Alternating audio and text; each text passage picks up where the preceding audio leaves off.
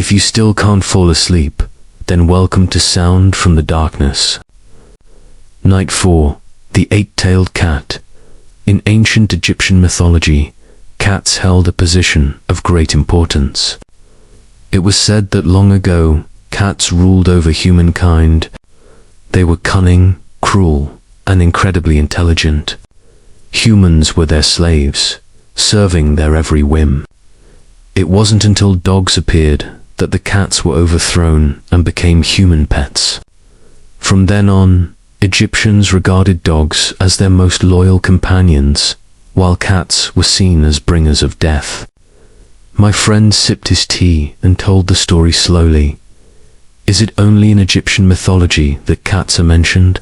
I asked, glancing around. The little kitten had wandered off again. Of course not, he smiled.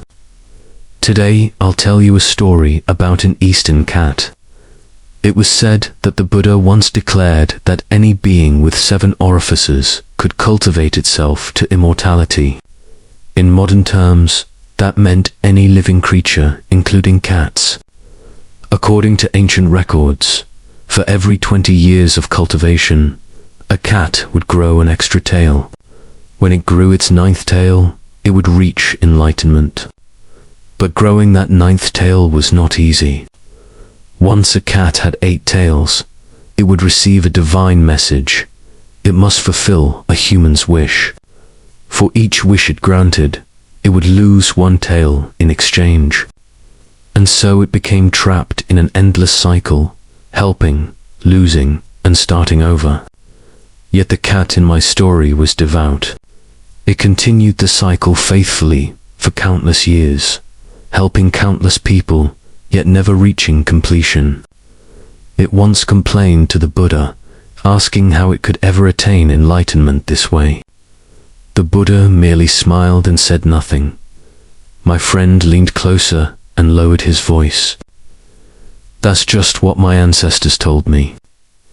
The 8-tailed cat never helps just anyone.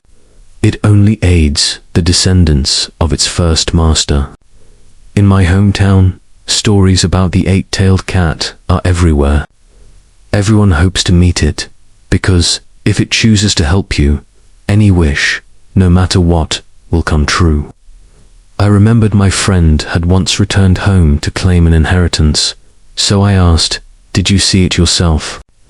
Is that how you got your inheritance?" He laughed. "You fool. My parents died early. The inheritance was something I was set to receive when I graduated from college." He grinned, then added, "But yes. That time I did hear more stories about the 8-tailed cat. His hometown was fertile and prosperous, but also full of mice. To deal with them, every household raised cats. Strangely, no one kept dogs, and no one ever ate dog meat. Thanks to the cats, the crops were protected, diseases stayed away, and the villagers lived well. So the cats were cherished, and the legends about them flourished. The first story I heard," he said, "was from my He died last year. When he told me the story, he was nearly 80 but still strong, his white hair gleaming, his speech sharp and clear. His only problem was cataracts. He refused surgery, so his eyes were sunken and cloudy. He told the story like this: when I and your grandfather were just boys, there was a mountain behind the village. We used to climb it to play or to hunt small animals. Kids in the countryside learned to fend for themselves early. There were wolves up there, but we knew where we could and couldn't go.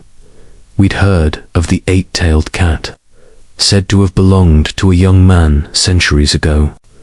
It was huge, nearly the size of a dog, pure white from head to tail, its tail thick and long. People were terrified of it, believing it was a cat demon.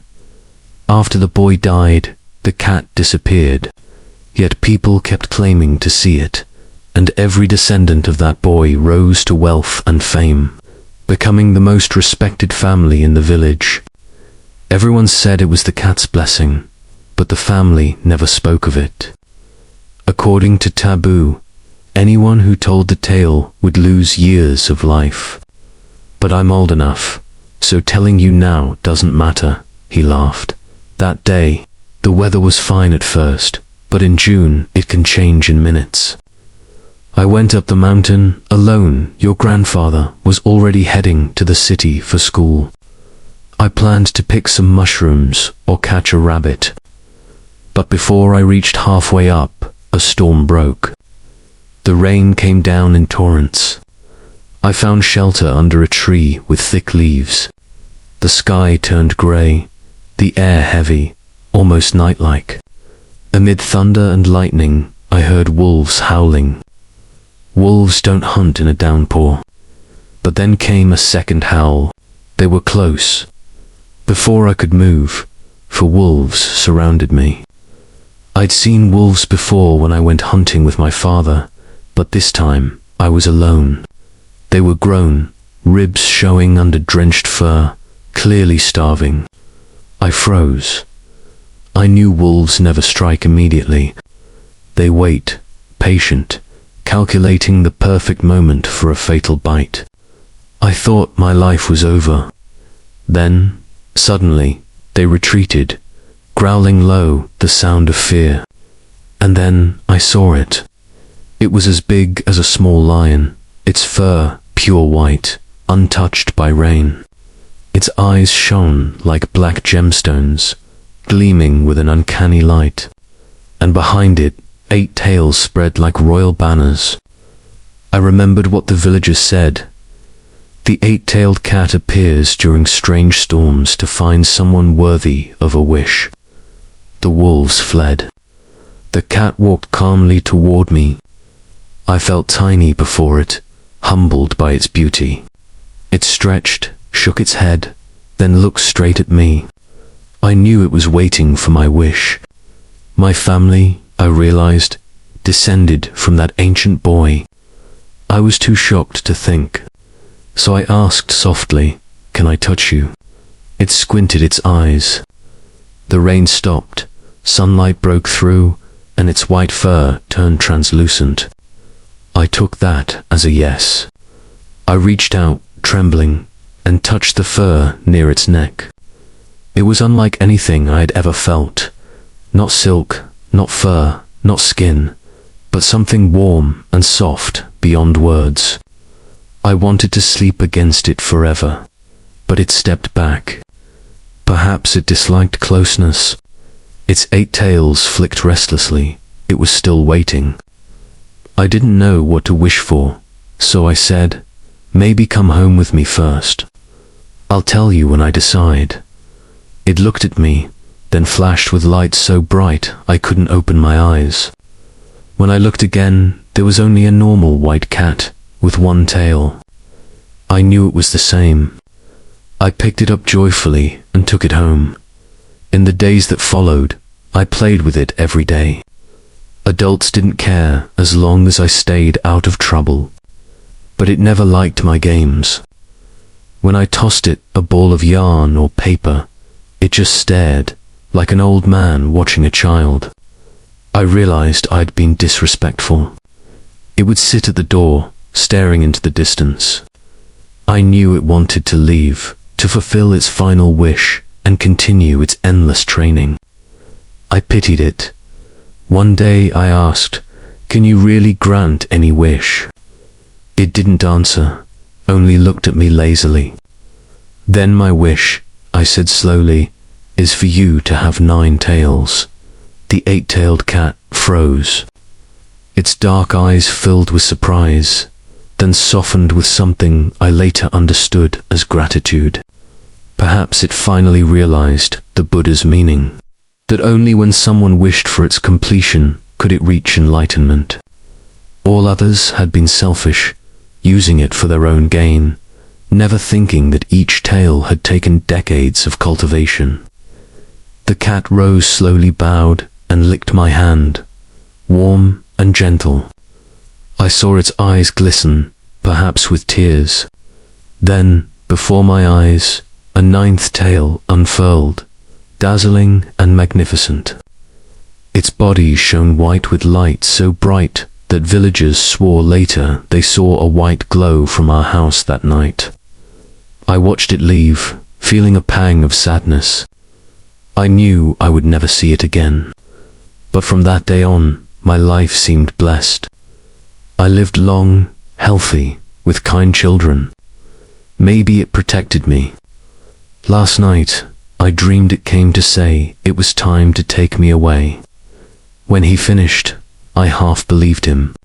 Perhaps it was just the confused memory of an old man. But soon after, he really passed away peacefully in his sleep, sitting in a bamboo chair. The family called it a happy death. I was the eldest grandson, so I kept vigil that first night. Around 2 a.m, everyone else was asleep, but I was wide awake, still grieving. Then I heard it a soft meow, not eerie, but gentle. I looked up and saw it, the nine-tailed cat, just as my great-uncle described.